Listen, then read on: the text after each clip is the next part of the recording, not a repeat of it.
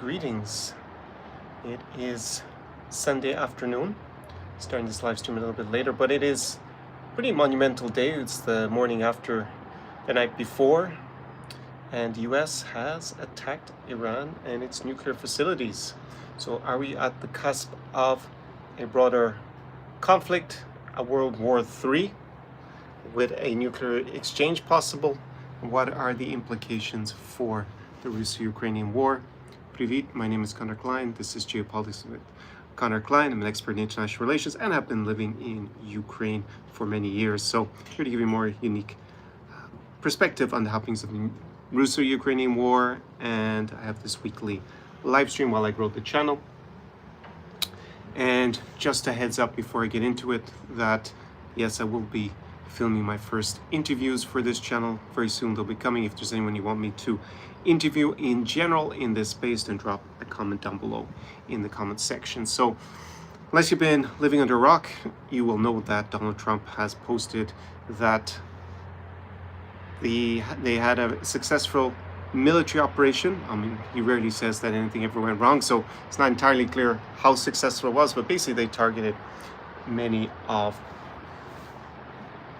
the Iranian nuclear facilities for enriching uranium, and they claim that they've destroyed them. They were basically in underground bunkers, and the Israelis were unable or incapable of destroying these facilities. So basically this is a big escalation. The US has gotten directly involved in the war between Israel and Iran, the operation, but it's basically a war at this point, and it doesn't involve any sort of ground troops for now. But it is unclear what exactly the objective is, both from the US's point of view and from Israel's point of view. So probably two main possibilities. One, that it has been about destroying the nuclear related sites in Iran to disable the potential for them to have a nuclear weapons program.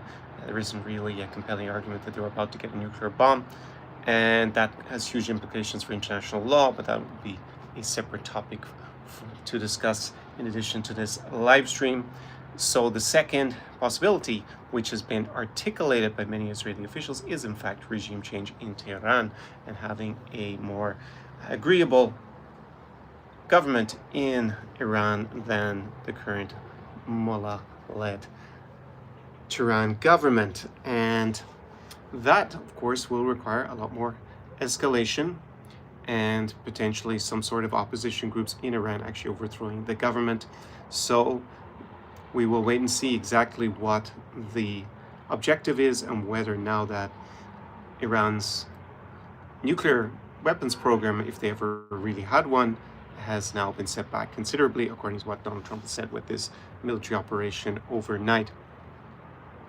And regardless of whether we go to that next stage with some sort of regime change policy, tomorrow will be an interesting day because we'll see how the markets react. The oil price is expected to rise quite considerably. It's been rising over the last month about 20%, and it may go way higher if it turns out that in fact Israel and the US are looking for regime change in Tehran. Then we could expect a huge spike in the oil price, and that will be, if we look at the Russo-Ukrainian war, that will be to the benefit of Russia, because Russia sells a lot of oil and a lot of natural resources. So those prices going up will allow it to get more money in its coffers. This year they struggle with three big issues that they've been looking for solutions to: manpower, money, and material. And in terms of the money, this and the three are connected. The money, this obviously helps in the short run. However, if Iran does see regime change to a pro-Western or some sort of more pliant government with respect to Europe and the US and Israel, then Russia will lose a very important ally in its war against Ukraine, because Iran has been supplying both the know-how and the technology for Russia to develop its kamikaze drone program, which they have huge numbers of drones that strike Ukraine on almost a nightly basis, these Shahed drones, and in general, which showed that there is a big reduction in Russia's global influence. They've already lost a lot of influence in Africa due to operations by Ukrainian security forces. They've obviously seen Bashar al-Assad, their erstwhile ally, fall in Syria, and there are allegations that the Ukrainians played a minor role in that overthrow as well. And now we see Israel if they do actually force some sort of regime change in Tehran, then Russia would lose another ally in the region and would see its global influence start to diminish quite considerably. This will have a knock-on effect on its war effort in Ukraine, and it will also increase the pressure on Vladimir Putin domestically amongst his elite about the direction of the country and whether the war in Ukraine is even winnable, as Putin seems to think. He gave a speech, or he answered questions to journalists rather, at the St. Petersburg Economic Forum, where he said that wherever a Russian soldier goes, steps foot, then it's Russia, that Ukraine and Russia are one people, and it's basically all of those are. So he seemed to dramatically increase his rhetoric towards Ukraine.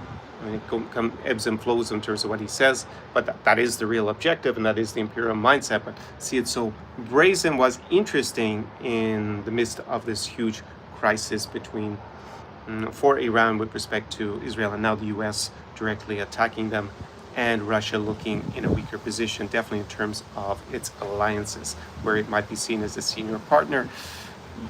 They don't do anything to come to the aid of their allies, it seems, other than offering them asylum. So we'll see. I guess in that case, maybe the mullahs show up in Moscow at some stage. So in the medium term, if this develops into a regime change operation, and we see and we'll say a government come to power in Tehran that is not allied with Russia, this will be a huge setback for Russia, both in terms of its international stature and its ability to wage war in the medium to long term against Ukraine. It will start to run out of allies. And if you want to see a parallel, you could look at, say, Rhodesia in the Bush War in the 1970s. Even though they had militarily the upper hand over the rebels, and in the beginning of the war actually was going reasonably well for them over the medium term, because they ended up more and more isolated with less and less regional allies. Portugal basically lost its colonies that were supporting them, or at least not against them, and when those countries became independent, they backed the rebels as well to varying degrees, and ultimately the Rhodesian government lost the war in spite of its military superiority, shall we say, and its fighting ability. So this is something that over the medium term is going to be a huge issue for Russia, and with respect to what we see, we'll be able to judge whether this crisis is going to tip the balance more towards Ukraine or more towards Russia in terms of the Russo-Ukrainian war. Again, oil price going up helps Russia because they sell oil and they get money in the short run. However, in the medium term, it looks quite bad for Russia, along with other issues that they have in terms of recruiting manpower, which appears to be down. They have less troops in Ukraine now than they did 6 months ago. So that indicates that, in fact, they are struggling with the recruitment. And, this is war attrition at this stage of the war, a bit like in World War I. So if they're at a certain point unable to maintain their advances in Ukraine, their piecemeal advances, then they are going to be in serious trouble. And we'll have to see what strategy they switch to then. So drop your comments down below, your reaction. I'm just dealing with the impact on the Russo-Ukrainian war, not the overall effect of this policy by Donald Trump. It seems to fly in the face of the whole MAGA message, especially his more pro-Russian wing of the MAGA movement. They were against him taking this action. They seem to have just fallen into line with the great leader's decision. Nonetheless, overnight, once it became a fait accompli, and Tulsi Gabbard basically reversed her description of U.S. intelligence as saying, going from Iran is not close to getting a nuclear bomb to basically the opposite, to justify the operation that Donald Trump claims was successful overnight. So let me just see the question I have here from Kurt. The Fordo complex seems destroyed. Do you think the Iranians took away the uranium before it? I think they had, I don't know in the practicalities whether they had the time and the capabilities to remove the uranium. What I've seen is that there are no reports by international observers that there has been an increase in radioactivity in the area, so probably they took it away there.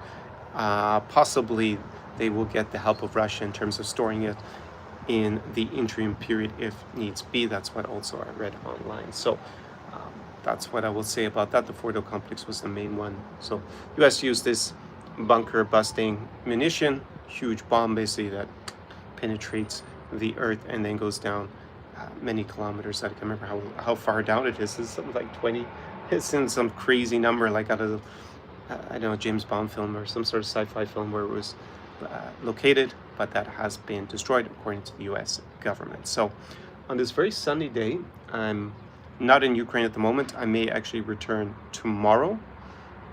I'll leave it at that because it is a little bit unclear exactly what the impact is going to be on the Russo-Ukrainian war, but overall it would lean towards being positive from a Ukrainian point of view. So I will leave you on that optimistic note.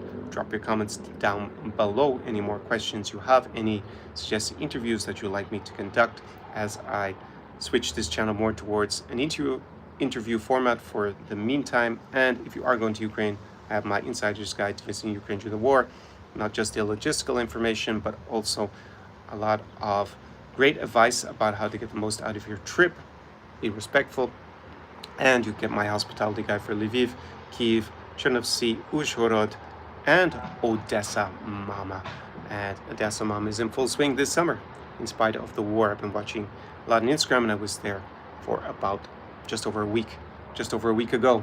So looking forward to getting back to the shores of the Black Sea in spite of the regular Russian rocket attacks on us. So, до побачення, слава Україні, до перемоги.